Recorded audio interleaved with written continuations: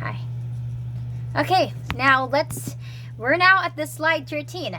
Good morning, everyone, and I am Miss Nang Hamida, and today I will be tackling to you the discussions and interpretations. The discussion of the study explains that constructivist teaching promotes collaboration, active participation, and meaningful learning. The findings support previous research showing that student-centered learning leads to higher academic achievement. Now, this study is in line with Hijazi 2009. He argued that constructivist method is remarkable in learning activities of the students as it enhances academic achievement and also creative thinking.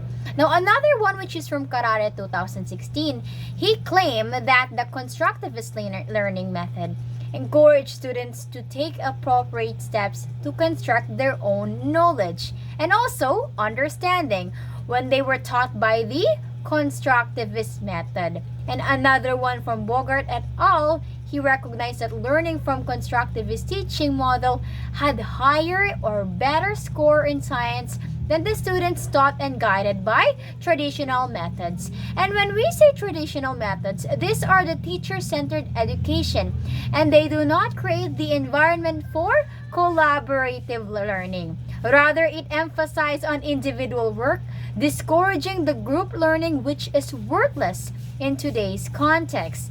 This study reinforces the idea that learning is more effective when students actively construct knowledge rather than passively receiving the information.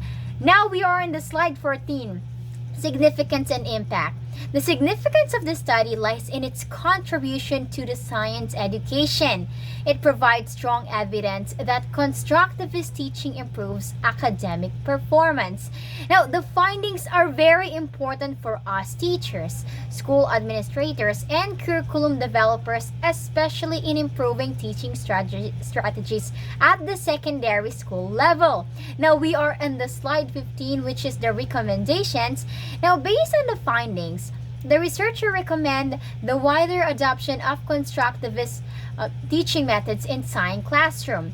Teachers should encourage collaboration, group discussions, and especially hands-on activities like what we do in the laboratory.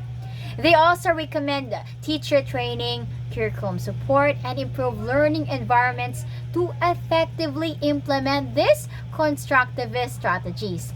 And which they said, thus, it is very essential to adopt constructivist method for effective teaching and learning. There must be a strong bond among the curriculum designers, parents, teachers, subject experts, and concerned ministry while creating or drafting the science curriculum of secondary level.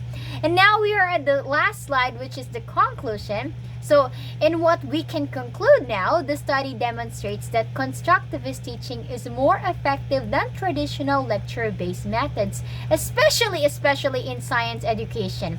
It enhances student understanding, motivation, and academic achievement. Constructivism allows students to become active learners, making learning more meaningful and engaging than it could ever be.